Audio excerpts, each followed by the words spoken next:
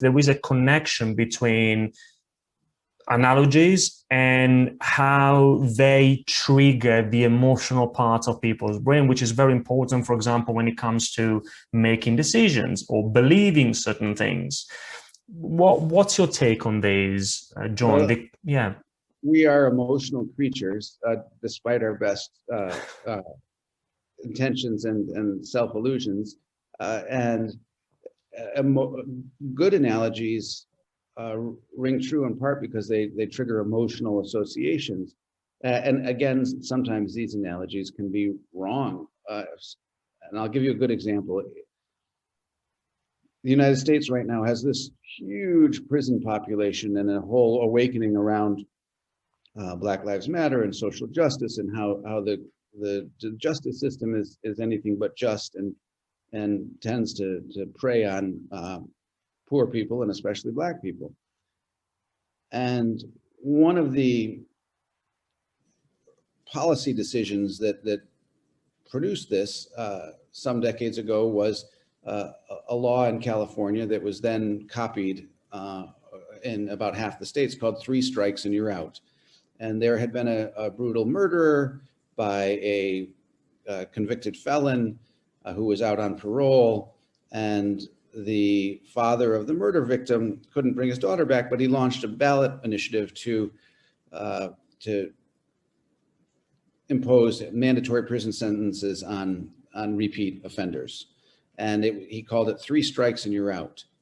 And that's from baseball. You get, if you miss 3 times, you're out. And that really caught on quickly in California because baseball is fair. And there are rules, and you play by those rules. And there is strict accountability for errors in baseball.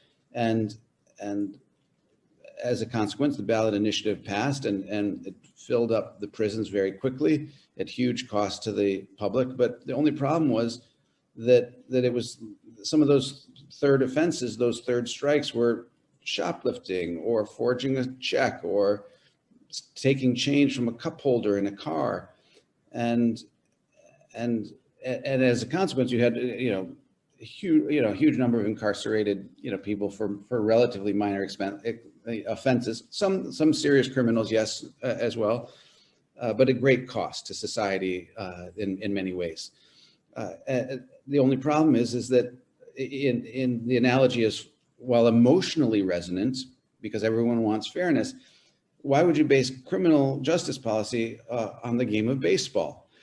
Even in the game of baseball, the third strike is qualitatively different than the first 2. As long as you're getting a piece of the ball and it doesn't get caught by an opposing player, you get another try.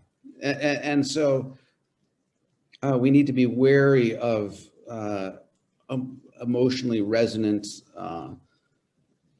analogies, and that doesn't mean that they're necessarily wrong, but that they be careful you're not getting suckered or swayed because of the emotional content and the associations that it brings up.